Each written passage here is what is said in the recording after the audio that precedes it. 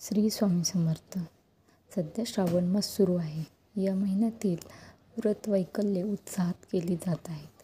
श्रावणातील प्रत्येक दिवशी विविध प्रकारचे व्रताचरण केले जाते. याला अनेक अर्थाने महत्त्व आहे.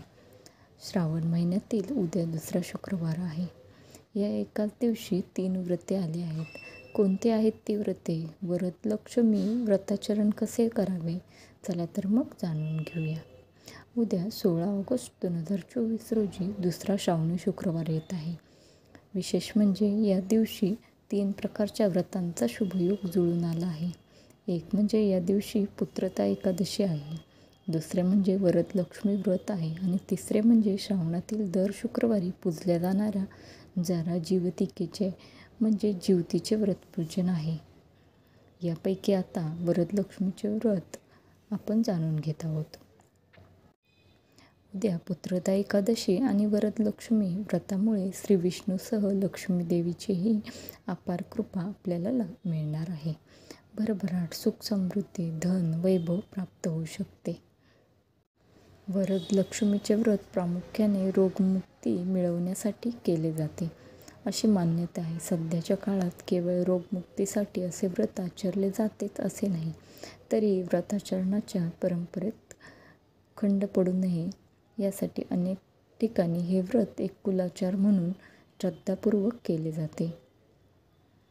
या व्रतात अनेक भागात देवीची प्रतिकृती तयार केली जाते. देवीला सुंदर साडी नेसवली जाते. अलंकार, दागिने, कमरपट्टा, हार, नथ यांचा शृंगार केला जातो. गणेश व लक्ष्मीची पूजा केल्याने आपल्याला वरद म्हणजेच आशीर्वाद प्राप्त होतो, म्हणून हे वरदलक्ष्मी व्रत म्हणून ओळखले जाते. देवादिकांनी आणि ऋषीमुनींनी श्री वरदलक्ष्मी म्हणून तिची स्तुती केली आहे. वरदलक्ष्मी ही देवता ऐश्वर्याची आहे. वरदलक्ष्मीची मनोभावे भक्ती करणाऱ्या भाविकांच्या घरात धनधान्य याची समृद्धी होऊन संतती भाग्यशाली बनेल असे श्री वरदलक्ष्मी देवीचे वचन आहे. कसे करावे हे व्रत? श्रावण महिन्यातील दुसऱ्या शुक्रवारी लक्ष्मी देवीची उपासना मोठ्या प्रमाणावर केली जाते. सुरुवातीला घराची साफसफाई करावी. शुचिर्भूत होऊन सौभाग्यालंकार परिधान करून पूजेची तयारी करावी.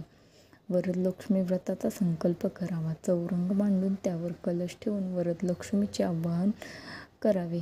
देवीची श्रीसूक्तयुक्त पूजा करावी. नैवेद्य दाखवावा. पूजेला आलेल्या स्त्रियांना वाण द्यावे. यानंतर वरदलक्ष्मीची कहाणीचे पठण किंवा श्रवण करावे.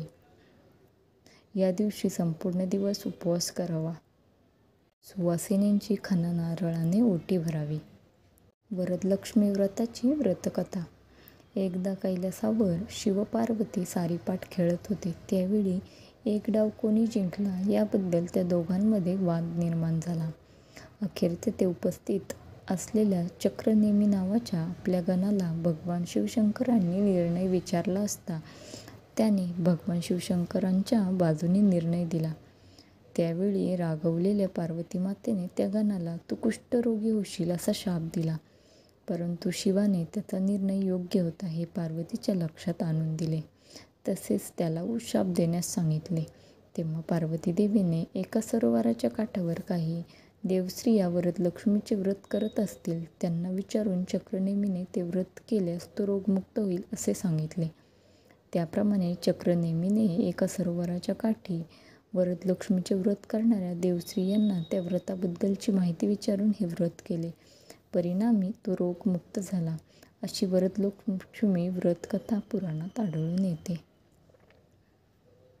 श्री स्वामी समर्थ. व्हिडिओ आवडल्यास लाईक करा, शेअर करा आणि चॅनलला सबस्क्राईब करा.